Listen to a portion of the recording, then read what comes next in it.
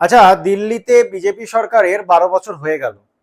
বিজেপির আমলে তৈরি একটা বিশ্বমানের শিক্ষা প্রতিষ্ঠানের নাম বলুন, যেখানে বিশ্বমানের গবেষণা হয়েছে, কিংবা এমন কোনো পেপার বেরিয়েছে যেটা বিশ্বের দরবারে আলোড়ন সৃষ্টি করেছে, কোনো বিশ্বমানের টেকনোলজি তৈরি করা হয়েছে, কিংবা সেখানকার কোনো কৃতি ছাত্র বিশ্বব্যাপী সম্মান অর্জন করেছে, পুরস্কৃত হয়েছে, এমন একটি শিক্ষা প্রতিষ্ঠান যেটা বিজেপি সরকার তৈরি করেছে, আমরা খুঁজলেও তার নাম খুঁজে পাবো না।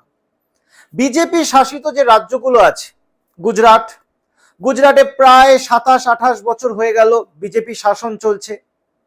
বিহার প্রায় 20 বছর হয়ে গেল বিজেপি শাসন চলছে।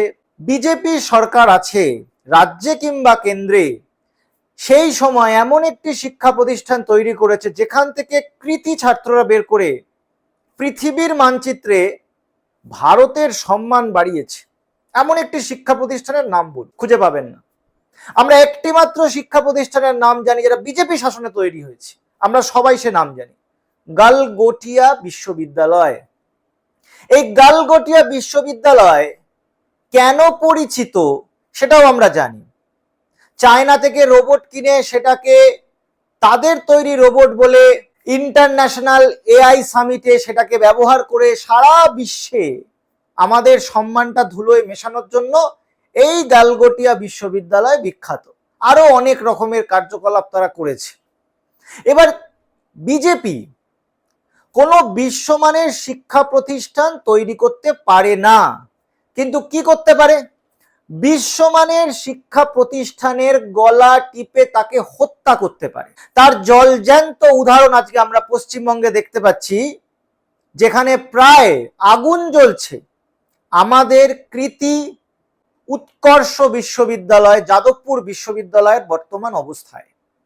যেই যাদবপুর বিশ্ববিদ্যালয় পৃথিবী বিখ্যাত, যেখান থেকে বড় বড় ব্যক্তিরা বেরিয়েছে, তারা বিশ্বমানের কাজ করেছে, সারা বিশ্বে তাদের খ্যাতি নিয়ে আলোচনা হয়, চর্চা হয়, সেই যাদবপুর বিশ্ববিদ্যালয়কে শেষ করতে নেমেছে বিজেপি।